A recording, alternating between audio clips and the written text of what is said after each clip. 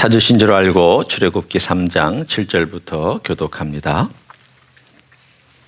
여호와께서 이르시되 내가 애굽에 있는 내 백성의 고통을 분명히 보고 그들이 그들의 감독자로 말미암아 부르짖음을 듣고 그 근심을 알고 내가 내려가서 그들을 애굽인의 손에서 건져내고 그들을 그 땅에서 인도하여 아름답고 광대한 땅, 젖과 꿀이 흐르는 땅, 고 가나안 족속, 헷 족속, 아모리 족속, 브리스 족속, 히위 족속, 여부스 족속의 지방에 데려가려 하노라. 이제 가라. 이스라엘 자손의 부르짖음이 내게 달하고 애굽 사람이 그들을 괴롭히는 학대도 내가 보았으니 이제 너를 바로에게 보내어 너에게 내 백성 이스라엘 자손을 애굽에서 인도하여 내게 하리라. 모세가 하나님께 아뢰되 내가 누구이기에 바로에게 가며 이스라엘 자손을 애굽에서 인도하여 내리이까?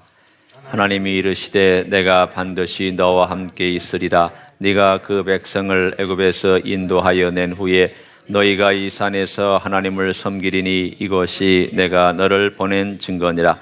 모세가 하나님께 아뢰되 내가 이스라엘 자손에게 가서 이르기를 너희의 조상의 하나님이 나를 너희에게 보내셨다 하면 그들이 내게 묻기를 그의 이름이 무엇이냐 하리니 내가 무엇이라고 그들에게 말하리이까? 하나님이 모세에게 이르시되 나는 스스로 있는 자이니라. 또 이르시되 너는 이스라엘 자손에게 이같이 이르기를 스스로 있는 자가 나를 너희에게 보내셨다 하라. 같이 읽습니다.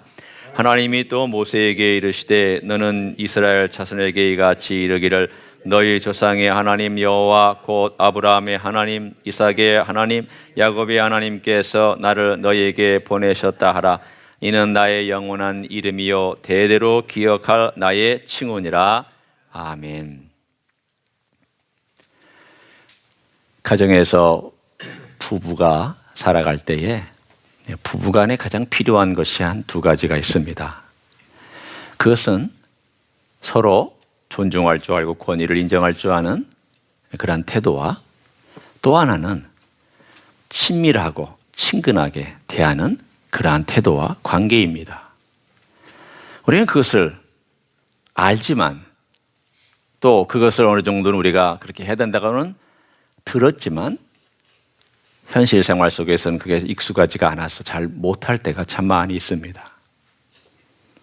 아이들도 부부가 서로의 권위를 세워주고 아빠는 엄마의 권위를 세워주고 엄마는 또 아빠의 권위를 세워주는 그런 권위를 세워주는 그러한 관계, 그러면서도 친밀하고 또한 친근한 그런 관계를 보면서 그 아이들이 관계란 이런 것이구나, 삶이란 이런 것이구나, 그리고 사람들을 대할 때는 이렇게 대하는 것이구나, 권위는 이렇게 존중할 줄 아는 것이구나, 그리고 존중할 줄 알면서도 친근하게 다가가는 것은 이런 것이구나 라고 하는 것을 배웁니다.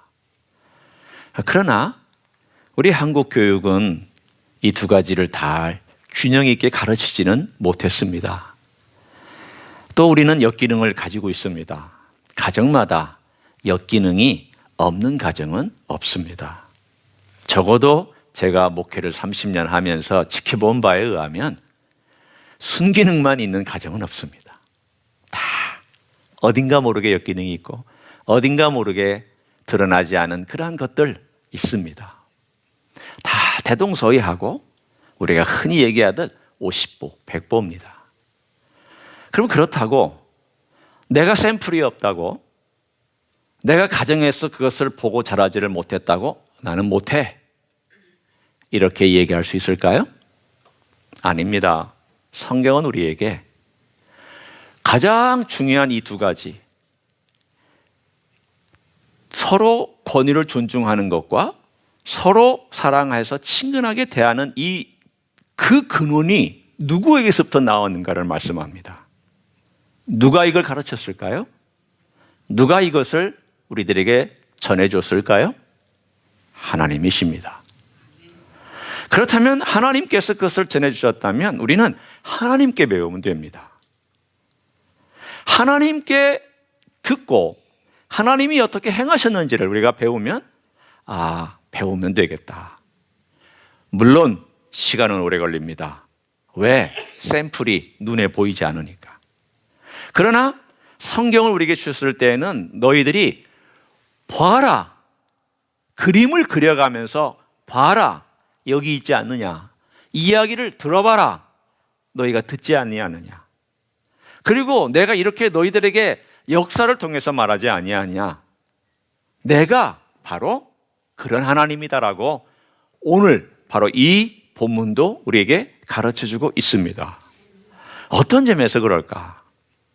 어떤 점에서 하나님은 경외받으실 만한 권위를 존중받으시는 분임과 동시에 하나님은 또한 친근하게 우리가 다가갈 수 있는 분인가를 말씀하고 있을까? 물론 구약은 제약이 좀 있습니다. 신약만큼 우리들에게 fully 모든 것을 완전하게 다 보여주지는 않아도, 그러나 우리는 오늘 이 3장을 보면서 그것을 발견할 수가 있습니다. 바로 그것은 하나님의 이름에 그 비밀이 숨겨져 있습니다. 저는 오늘 여러분과 함께 하나님의 이름에 대한 비밀에 대해서 얘기를 하고, 다음 주도 그 비밀에 대한 두 번째도 같이 말씀을 나눌 것입니다. 우리가 흔히 얘기하고 있는 여호와, 이게 바른 표현일까? 뭐라고 불러야 될까?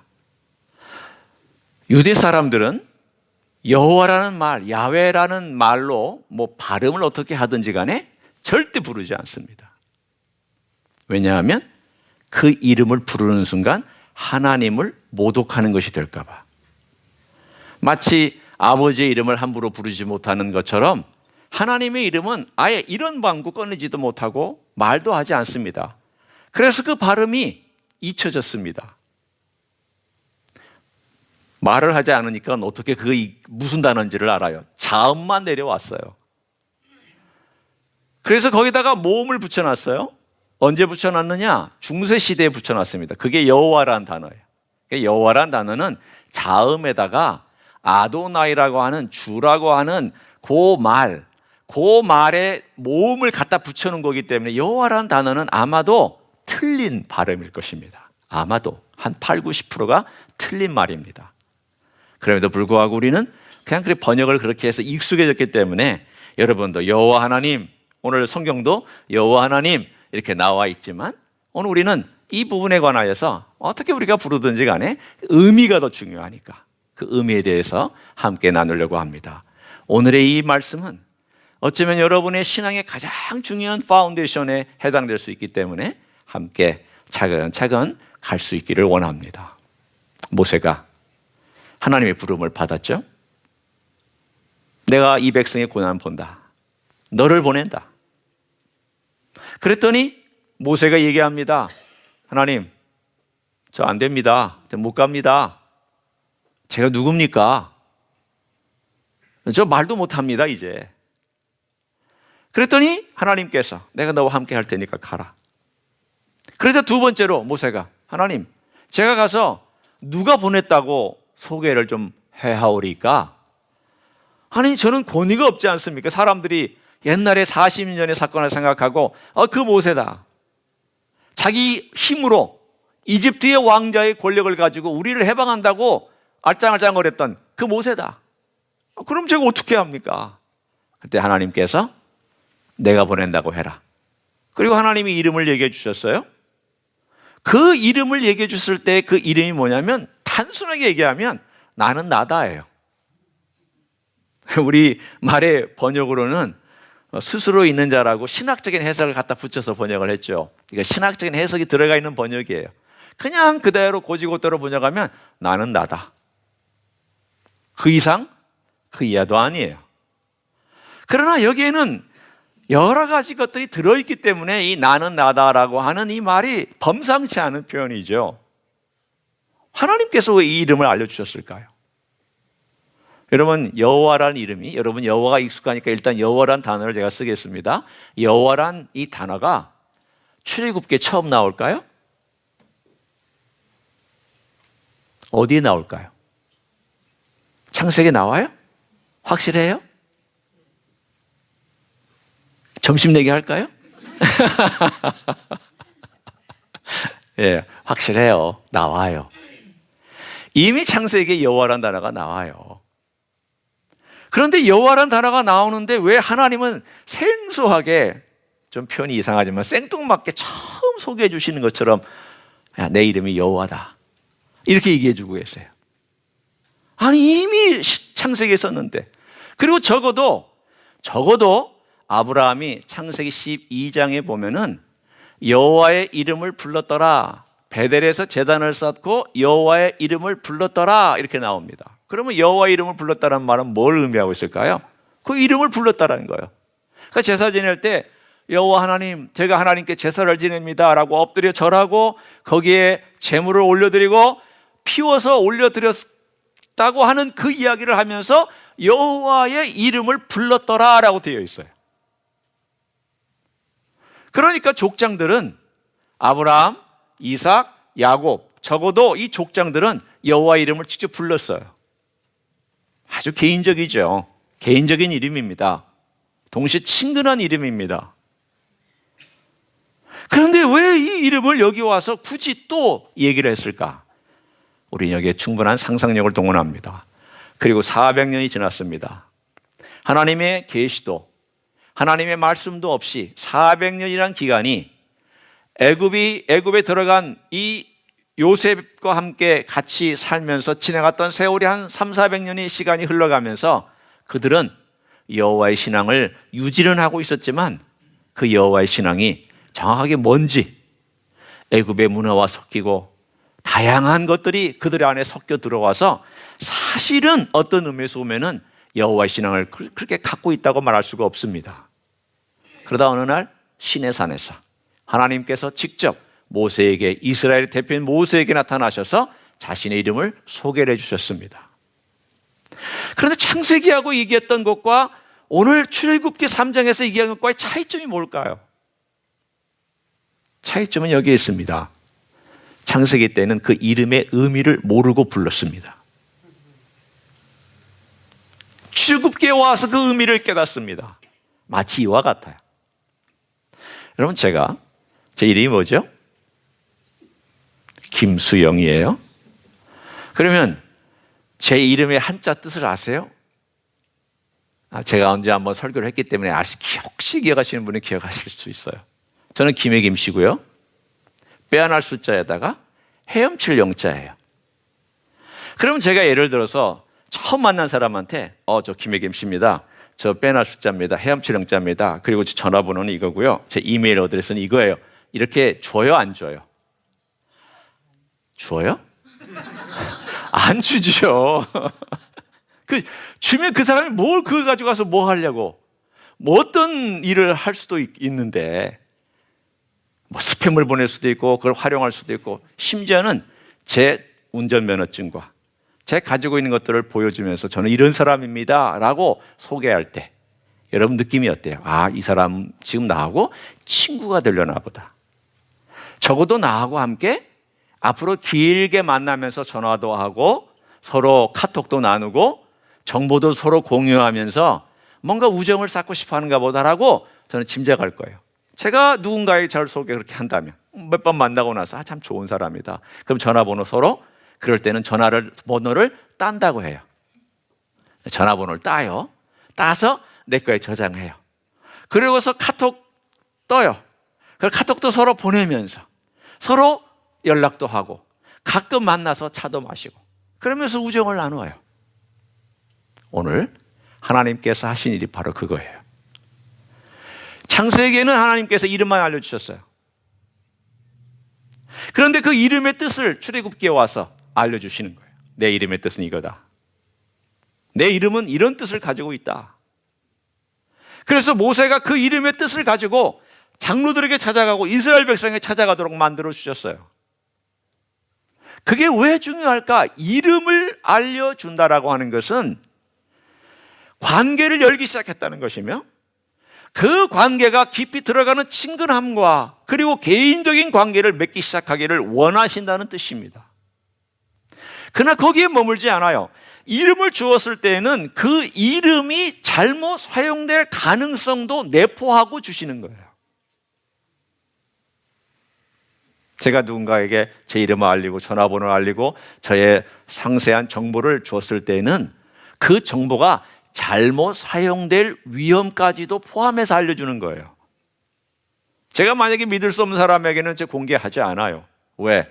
믿을 수 없으니까. 그러나 믿을 수 있는 사람에게조차도 문제가 될 수 있어요. 어떤 위험이 있을까요? 내 신상 정보가 어떤 루트를 통해서 빠져나갈 수 있는 위험을 내포하고 있다는 거죠. 하나님께서 여호와라는 이름과 그 이름의 뜻을 알려주실 때에는 무엇을 포함하고 있을까요? 여호와의 이름이 잘못 사용될 위험까지도, 그러한 어려움까지도 아시면서 알려주신 거예요. 유대인들은 극단적인 방법으로 갔죠. 여호와의 이름을 잘못 사용할까 봐 아예 안 불렀습니다. 그건 하나님의 뜻은 아니었다고 저는 생각합니다. 하나님을 경외하는 건 좋지만 하나님과 친근함을 잃어버렸습니다. 하나님을 두려워하는 건 좋지만 하나님과의 만남에서 개인적인 만남을 갖지 못한 그러한 방향으로 흘러가 버린 유대교를 우리는 볼 수가 있습니다. 그건 하나님이 원하시는 게 아니었습니다. 결국 유대교는 실패했습니다. 여러 가지 이유가 있지만 제가 만약 실패한 원인을 하나만 찾아보십시오, 한 가지만 그래도 끄집어내 보십시오라고 한다면 그들은 하나님을 너무 멀리 대우했습니다. 너무 멀리, 너무 거룩한 분, 그리고 너무 높으신 분, 초월하신 분, 위대하신 분, 존귀하신 분, 그분을 그렇게 대우하는 것까지 좋았는데 그분과 나와는 무슨 상관이 있느냐에 대해서는 글쎄요, 이렇게 대우했단 말이죠. 오늘 여기에 나와 있는 이 이름이 알려주셨을 때에는 그 이름의 위험성, 알려주신 것의 위험성, 그 영어로는 vulnerable 하다는 얘기를 써요. vulnerable. vulnerable이라는 것은 뭐냐면 내가 지금 나를 노출했을 때에 나의 약점도 노출한다는 거예요. 그게 vulnerable이에요. 내가 누군가의 사귐을 갖는다는 것은 내 약점을 노출하는 거예요. 강점도 노출하고 나의 잘난 것도 못난 것도 내 가정에 좀 쑥스러운 것도 다 노출하는 거예요. 이게 vulnerable이에요. 여러분, 사람들이 사귈 때에 자기의 약점을 노출하지 않는 사람하고는 사귀지 마세요. 자기의 미련한 것을 얘기하지 않는 사람하고는 사귀지 마세요. 그 사람은 위선자예요. 목사들 가운데도요, 그런 친구들이 있었어요. 함께 사역을 하는데 전혀 자기 약점을 얘기하지 않아요. 자기의 잘못한 거 전혀 얘기하지 않아요. 실수한 거 전혀 말하지 않아요. 완벽하게 얘기하는 그런 목회자들이 있어요. 저는 그런 사람들 보면 답답해서 친구로 삼지 않아요. 아, 저 사람이 정말 저렇게 완벽하구나, 존경할 만하다. No, 쟤는 뭐가 문제가 많다. 쟤는 아니야. 쟤하고 내가 살면 내가 숨 막혀 죽을 것 같아. 열지 않아요. 그걸 vulnerable이라고 그래요. 하나님은 자기 자신을 vulnerable하게 열으셨어요.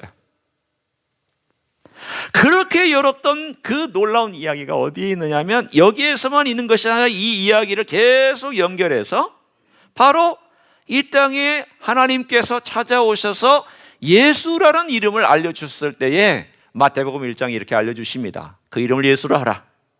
그리고 바로 그 직후에 임마누엘이라 이렇게 나옵니다. 두 이름이 같이 나옵니다. 예수, 임마누엘. 그러면 여기에서 예수라고 하는 이름이 뭘까요? 예수라는 이름은 구원하신다는 이름이에요. 아주 평범한 이름이에요. 아무나 쓸 수 있는 이름이에요. 그 당시에도 예수라는 이름이 있었어요. 예수님 이외에도 예수라는 이름이 있었어요. 그럼 일반 사람들이 이렇게 쓸 수 있는 이 예수라는 이름이 뭐가 그렇게 대단한 이름이에요?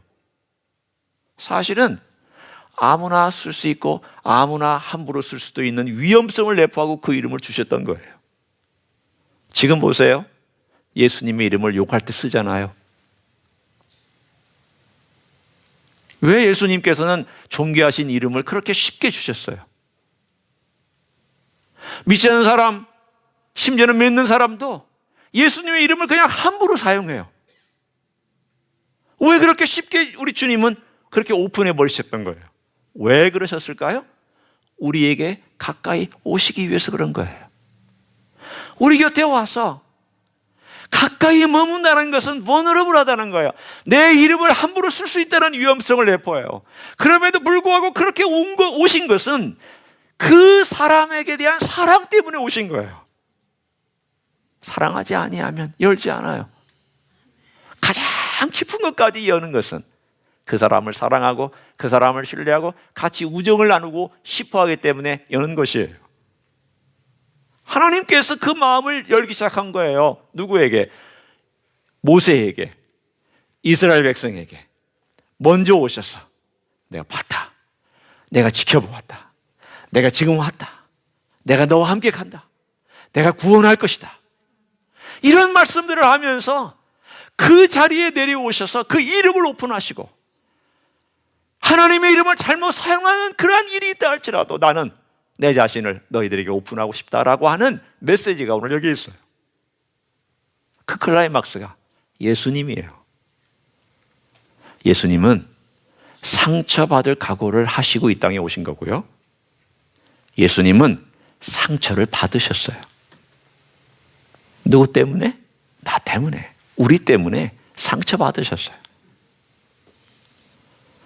상처받지 않는 사랑은 없습니다.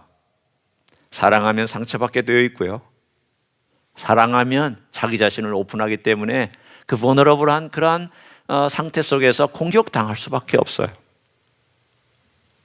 사랑하면 힘들어요. 사랑하면 취약해져요. 사랑하면 을의 입장에 서야 될 때가 많아요. 자식한테 보세요, 여러분. 어때요? 자식을 사랑하니까 자식한테 갑노릇하는 부모님 있으면 좀 부모로서 문제가 있는 것입니다. 자식이 컸는데도 불구하고 갑노릇하면 안 돼요. 을노를 해야지요. 근데 왜 을노를 해요? 사랑하니까. 내가 먼저 사랑하고 내가 더 사랑하잖아요. 자식보다 부모가 더 사랑해요.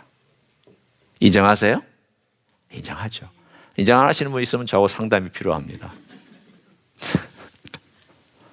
부모가 자식을 더 사랑해요. 생각을 더 많이 하고, 더 많이 마음에 품고, 더 많이 안타까워하고, 거의 매일매일 생각하고, 거의 기도하고, 순간순간 기도하고. 그렇지만 vulnerable 하잖아요. 자식이 공격할 때 공격한다고 막 야단치고 같이 공격해요? 그러지 않잖아요. 어떨 때는요, 참 바보같이 받아주고 있어요. 그리고 와서는 공격을 다 받은 다음에 뒤돌아서 방에 들어가서 가만히 생각하는 거예요. 도대체 내가 왜 이렇게 잘못한 것이 많지? 내가 키워주고, 내가 돈 들여서 교육시키고, 내가 이러고 나서, 아니 이제는 커가지고 나한테 뭐라고 막 이러는데 나는 그럼에도 불구하고 이걸 다 받아야 되나? 그럴 때가 있어요. 그래서 가만히 앉아 있으면서, 아 그래 또 이게 부모지. 부모는 이렇게 해야지. 내가 받은 대로 막 쏘아붙이고 내가 받은 대로 막 공격하고 그러면 그 부모가 무슨 부모가 그래? 생각해 보세요. 우리 하나님께서 자신을 오픈하셨어요. 그 이름을 알려주셨어요. 이름을 알려주기 시작한 그 다음부터 하나님은 상처받기 시작해요. 왜 상처받았을까요? 광야에서 40년 동안 하나님 상처받았어요. 여호와 이름을 부른다고 엉뚱하게 불러요. 금송아지 세워놓고 여호와라고 막 얘기해. 하나님 상처받아요, 안 받아요? 이름을 알려줬는데 그 이름을 엉뚱한 데 갖다 놓고 이름을 붙여놓고 있는 거예요. 하나님 상처받잖아요. 그 이름의 의미가 퇴색되게 만드는 자기의 자식들 때문에 상처받을 각오를 하시고 알려주신 하나님의 사랑이 오늘 이 이야기예요. 여러분의 임재는 내가 요청해서 온 것이 아니라 하나님이 주신 거고요, 먼저 찾아오신 거예요. 찾아오셔서 나를 덮어주시고 그 임재 안에서 내 이름을 불러라, 예수의 이름을 불러라, 야훼의 이름을 불러라. 내가 너 옆에서 너를 지켜주고 내가 너와 함께 하니까 내 이름을 불러. 그럼 내가 함께 할게. 오늘 여기 나와 있는 이야기가 쭉 그 얘기잖아요. 오늘 저는 지금 여러분을 바로 이 이야기의 이 이름에 지금 핵심으로 여러분과 함께 걸어 들어가고 있는 거예요. 아직 핵심이 온 거 아니에요. 이제까지 우리는 여호와 이름에 대한 하나님의 사랑에 대한 우리의 자세에 대해서 얘기하고 있어요. 첫째는 하나님을 두려워하고, 둘째는 하나님을 친밀하게 대하는 것.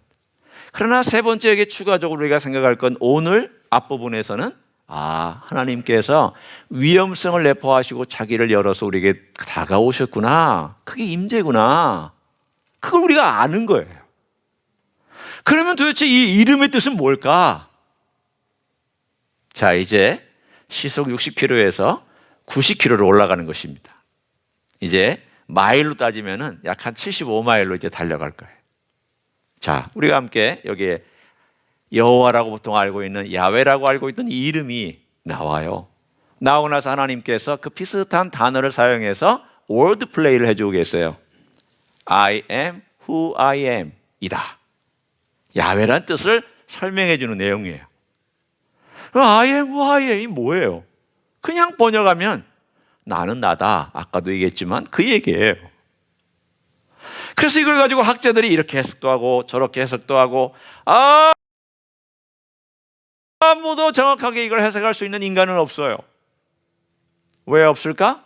이 이름은 인간의 이성을 벗어난 많은 것들을 포함하고 있기 때문이죠. 그런 개념들이 있어요. 그런데 이 이름에 대하여서 우리가 이해할 수 있는 힌트들은 성경의 구석구석에 있습니다. 제가 한 군데를 여러분에게 소개해 드립니다. 요한계시록 1장 8절입니다. 자, 우리 한번 요한계시록 1장 8절로 가봅니다. 오늘은 여러분이 성경을 몇 군데 찾으셔야 돼요. 자, 요한계시록 1장 8절입니다. 찾으셨으면 우리가 함께 읽습니다. 시작.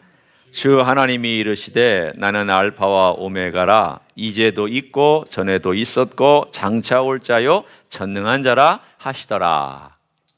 하나님께서 동사를 사용하셔서 있다라는 동사를 사용하셔서 표현한 단어가 3개예요.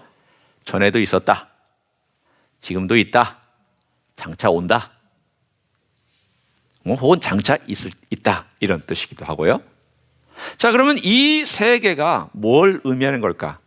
오늘 저는 그 중에서 전에도 있었고 라고 하는 그것만 오늘 함께 여러분과 나누고, 다음 주에 나머지 2개와 또 다른 것들을 나누려고 합니다. 이 이름의 의미예요.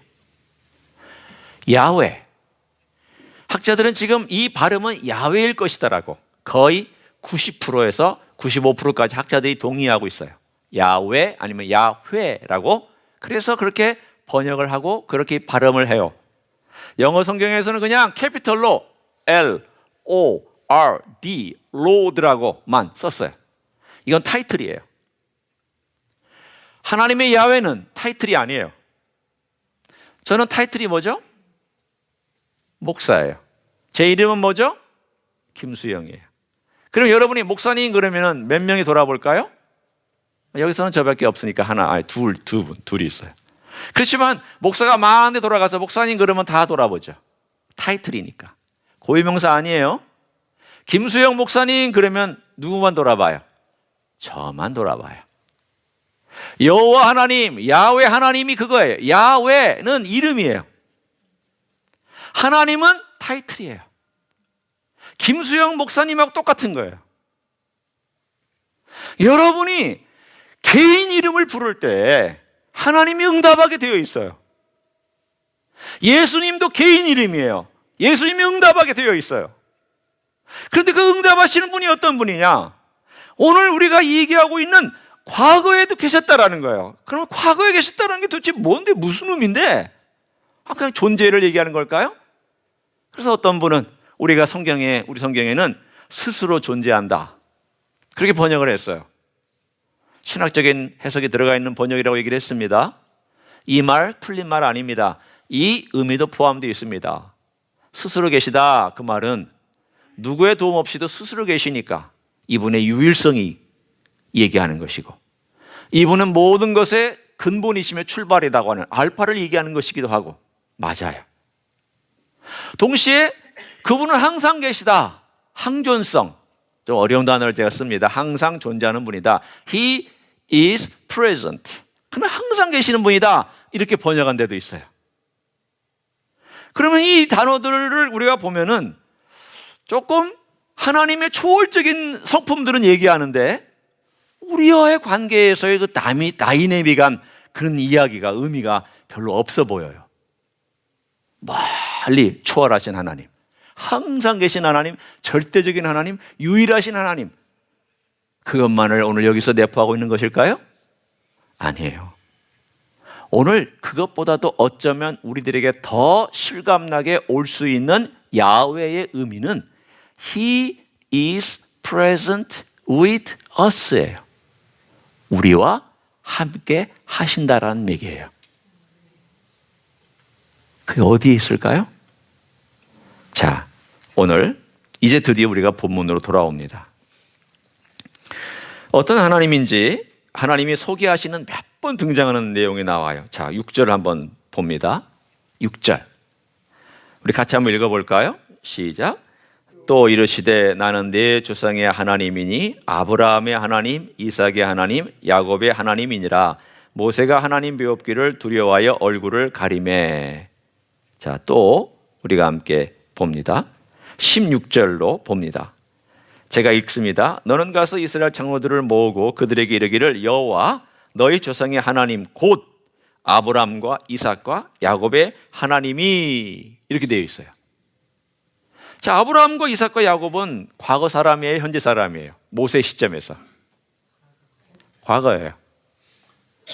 과거 사람인 아브라함과 이삭과 야곱이 살았던 그 시대에 하나님은 present, 함께 했어요. 따라오고 계시는 거죠? 맞아요, 틀려요? 맞죠? 하나님이 아브라함과 함께 하셨어요, 안 하셨어요? 하셨죠. 이삭과 함께 하셨어요, 안 하셨어요? 하셨죠. 야곱과 함께 하셨어요, 안 하셨어요? 하셨죠. 그렇지만 함께한 그 시점은 과거예요, 현재예요? 과거예요. 그리고 함께 하시면서 그들과 함께 하시면서 그들에게 뭘 약속하셨어요? 아브라함아, 내가 이 땅 너에게 준다. 네 자손들에게 준다. 앞으로 4대 후에 400년 후에 이 땅은 너희 자손들의 것이 될 것이다. 하늘의 별처럼 너희 자손들을 만들어준다. 바다의 모래처럼 만들어준다. 하나님께서 함께 하시면서 그 당시에 그 시대에 함께 하시면서 아브라함에게 약속해 주셨어요. 그리고 나서 하나님께서 그 약속을 지금 지키시려고 내려오셨어요. 그러면 He was who he was. 나는 과거에도 있었다라고 하는 말은 과거에만 존재한다는 것이 아니라 그 과거에 아브라함과 이삭과 야곱과 함께 할 뿐만이 아니라 그들에게 주었던 그 약속을 내가 지금 가지고 와서 약속을 지키려고 온 것이다. 때문에 하나님은 과거의 하나님이면서 현재 하나님이에요. 과거의 약속을 지키는 다는 의미에서는 과거에 한 약속이지만 지킨다는 의미에서는 현재예요. 그러나 이 약속이 지금만 이루어지는 것이 아니라 미래에 또 이루어질 것들이 남아있어서 미래의 하나님이에요. 하나님은 과거에 약속하셨지만 지금 이루시고 지금 다 이루시지 않냐고 미래에 또 이루실 거예요. 하나님의 그 스펙트럼에서 보면 하나님은 항상 계셨어요. 누구하고? 믿음의 사람들하고 항상 같이 계셨어요. 그러나 그 믿음의 사람들하고 있었던 그 인물의 시점에서는 과거였지만 하나님의 시점에서는 항상 현재예요. 왜? 하나님은 그들과 함께 있고 약속 기억하고 또 이들과 함께 있고 약속 기억하고 또 저들과 함께 있고 약속을 기억하고 계속해서 연속성을 가지고 하나님은 존재하시는 분이기 때문이에요. 그래서 오늘의 이야기의 가장 핵심은 뭐냐? 이야기의 핵심은 He is present with us예요. 그가 우리와 함께 하신다라고 하는 것이 바로 이 야훼라는 이름의 가장 중요한 핵심이에요. 어디에 그 메시지가 있느냐? 한번 보세요. 하나님이 여러 군데에 그런 말씀을 하셨어요. 12절을 한번 봅니다. 자, 12절도 우리 같이 읽어볼 필요가 있어요. 시작. 하나님이 이르시되 내가 반드시 너와 함께 있으리라. 네가 그 백성을 애굽에서 인도하여 낸 후에 너희가 이 산에서 하나님을 섬기리니 이것이 내가 너를 보낸 증거니라. 아멘. 하나님께서 12절에 뭐라고 말씀하셨냐면 내가 반드시 너와 함께 있으리라. 그 말씀은 장차 내가 반드시 이스라엘 백성과 함께 있으리라, 그 말씀과도 연결돼요. 오늘 군데군데마다 여호와의 이름과 연결되어 있는 의미들을 숨겨놓으셨어요. 이 시크릿 코드들을 숨겨놓으신 거예요. 야훼라는 이름이 뭐냐? I am who I am인데, 그 I am who I am은 내가 항상 너희들을 지켜봤고 너희와 함께 있었고 아브라함 때도 있었고 야곱 때도 있었고 지금 모세야 내가 너와도 함께 할 것이니 너는 이 일을 행하라. 그리고 너희 백성이 이 산에 와서 나를 예배할 때가 올 것인데 그때도 내가 너희 백성과 함께 할 것이다. 내 이름은 바로 그 이름이다. 그 얘기예요. 야훼라는 이름은 스스로 존재한다는 의미도 있어요. 항존한다는 의미도 있어요. 그러나 이 항존한다는 의미에다가 중요한 것은 관계 안에서 우리와 함께 하신다는 거예요. 관계 안에서. 하나님께서 우리에게 그 이름을 알려주실 때에 우리와의 관계 안에서 우리에게 이름을 알려주시지, 관계도 없는 멀리 떨어져서 거리가 있는 그런 하나님을 하나님께서 내 이름 이거다라고 하늘에서 그런 멀리 땅까지 내려오셔서 말씀하시겠어요? 생각해 보세요. 아니, 하나님 이름 알려주시려면 저 성전에서 저 먼 곳에서 초월하신 하나님이시라면 그렇게 알려주시면 되지. 왜 굳이 이 땅에까지 오셔서 불꽃 가운데 우리에게 나타나셔서 말씀해 주시기를 내 이름은 이거다. 왜 그렇게 하셨어요? 핵심은 어디에 있냐면 그분이 우리와 항상 함께 하셨다, 하신다, 하실 것이다 예요. 그분은 신실하신 분이에요. 그분은 아브라함, 이삭, 야곱과 함께 하셨던 그 신실함으로 모세하고도 신실하게 함께 하실 것이고, 우리와 함께 하시겠다고 약속하신 그 주님은 우리와 함께 하시는 그 길을 걸어가셔요. 제가 예수님의 이름을 소개해 드릴까요? 예수님의 이름은 여러 가지가 있어요. 마태복음에는 예수, 임마누엘로 소개해요. 근데 요한계시록에 가보면 예수님의 이름이 또 나와요. 물론 이사야에서 9장에도 나오지만, 자, 요한계시록에 제가 여러분과 함께 요한계시록 오늘 또 보네요. 자, 요한계시록 19장에 가서 봅니다. 예수님이 이름이 참 많으세요. 아마 우리가 하늘나라 가면 예수님의 더 많은 이름을 알게 되실 거예요. 왜 이름이 많을까요? 그만큼 그분은 다양성을 갖고 있다는 거예요. 우리가 묘사하지 못할 엄청난 내용들을 갖고 있다는 거예요. 이름 하나만 가지고는 그분을 표현할 길이 없어서 그래요. 자, 19장 어디를 보느냐? 11절을 보세요. 자, 19장 11절, 요한계시록 19장 11절 읽습니다. 시작. 또 내가 하늘이 열린 것을 보니 보라, 백마와 그것을 탄 자가 있으니 그 이름은 충신과 진실이라. 그가 공의로 심판하며 싸우더라. 예수님의 이름이 뭘로 나오죠? 충신과 진실이에요. Faithful and true라고 되어 있어요. 여기서 충신이라는 것은 신실이란 단어예요. 신실. 그러니까 이거를 좀 우리가 쉽게 얘기하면 예수님의 이름은 신실과 진실이라 이거예요. 신실이란 말은 아주 충성되고 신실하다 그 뜻이고, 진실하다 이것은 진짜 거짓말이 없으신 true, 아주 보배 같은 진짜다 그런 뜻이에요. 신실과 진실이에요. 예수님의 이름이에요. 그러면 우리가 지난 시간에 얘기했던 것처럼 출애굽기 3장에 나타나셨던 그 하나님은 제2 성자이신 하나님. 그래서 모세에게 말씀하시고 모세에게 또한 역사하시고 모세와 함께 걷고 모세와 함께 내려가고 모세를 이끌어서 출애굽하고 그리고 하나님의 산에서 예배하게 만드는 이러한 모든 일을 하시는 분, 이분의 이름이 신실이에요. 진실이에요. 오늘 여기 나와 있는 이름과도 맥락이 같은 거예요. 뭐냐면 야훼, 나는 아브라함에게 신실했다. 나는 항상 이삭과 야곱에게도 신실하게 그들과 함께 했다. 나는 지금 모세야 너하고도 신실하게 함께 할 것이다. 그리 걱정하지 말고 가라. 내 이름이 그 이름이 아니냐. 내 이름의 의미가 그것이 아니냐. 네가 있는 곳에 내 이름을 부르면 내가 너와 함께 하고 있다는 것을 사람들이 알 것이다. 그 이름이에요. 여러분, 우리가 여호와 하나님, 야훼 하나님을 부르면 그 이름은 무슨 뜻일까요? 신실하신 하나님이 나와 함께 하시는구나. 신실하신 하나님이 나 같은 인생에게 먼저 찾아오셔서 내 곁에서 나를 지켜주시려고 계시는구나. 내가 불러야지. 불러야 돼요. 여러분의 이름은 왜 존재하냐면 부르라고 있는 거예요. 부르라고. 왜 예수님의 이름을 알려줬느냐. 천하 사람 중에 구원받을 만한 다른 이름을 주신 일이 없다라고 사도행전 4장 12절에 나와요. 천하의 사람 중에 구원받을 만한 다른 이름을 주시지 않았어요. 오직 예수만, 하나님 되시고 야훼 되신 예수 그리스도의 이름만 여러분의 구원자요, 저의 구원자요, 우리의 기도를 들으시고 들으시면 응답하시고 역사하는 하나님이신 줄로 믿습니다. 그런 삶을 부르시면서 걸어가는 여러분 되시기를 예수님의 이름으로 간절히 축원합니다.